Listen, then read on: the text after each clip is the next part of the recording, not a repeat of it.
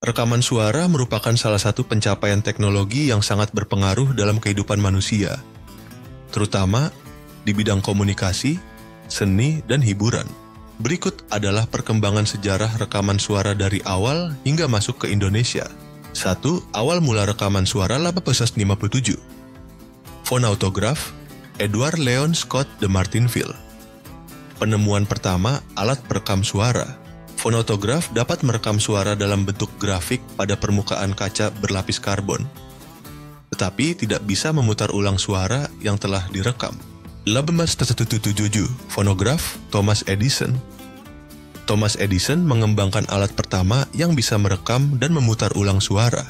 Fonograf menggunakan silinder logam berlapis timah sebagai media penyimpanan suara. Penemuan ini menjadi tonggak sejarah rekaman suara. 1887, gramofon, Emil Berliner. Emil Berliner menggantikan silinder dengan piringan datar, disk, sebagai media penyimpanan. Gramofon menjadi lebih praktis dan akhirnya menjadi standar rekaman suara di masa itu. 2. Perkembangan rekaman suara modern. Rekaman magnetik.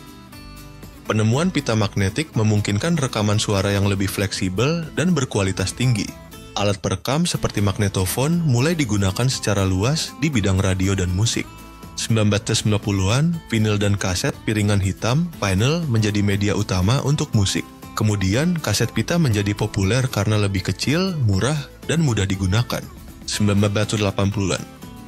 Digital recording dan CD era rekaman digital dimulai dengan compact disc, CD, yang memungkinkan penyimpanan dan pemutaran suara dalam kualitas tinggi.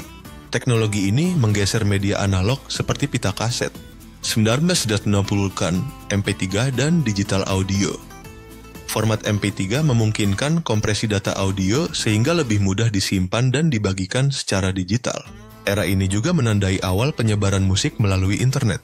3. Masuknya rekaman suara ke Indonesia awal abad ke-20.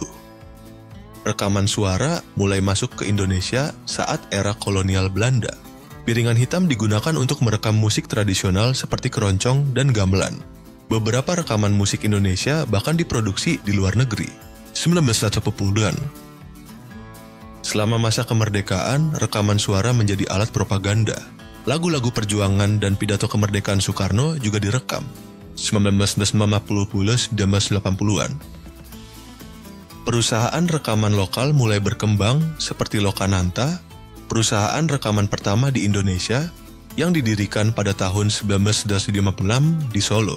Rekaman pita kaset menjadi populer pada periode ini. 1990-an hingga sekarang industri musik Indonesia mulai mengadopsi teknologi digital. Saat ini platform streaming seperti Spotify dan YouTube menjadi media utama untuk mendistribusikan rekaman suara. Kesimpulan, perkembangan rekaman suara dari masa ke masa menunjukkan evolusi teknologi yang memengaruhi cara manusia merekam, menyimpan, dan menikmati suara. Di Indonesia, teknologi ini tidak hanya berfungsi sebagai hiburan, tetapi juga sebagai alat dokumentasi sejarah dan budaya. Adopsi teknologi digital telah membawa rekaman suara ke tingkat yang lebih praktis dan mendunia.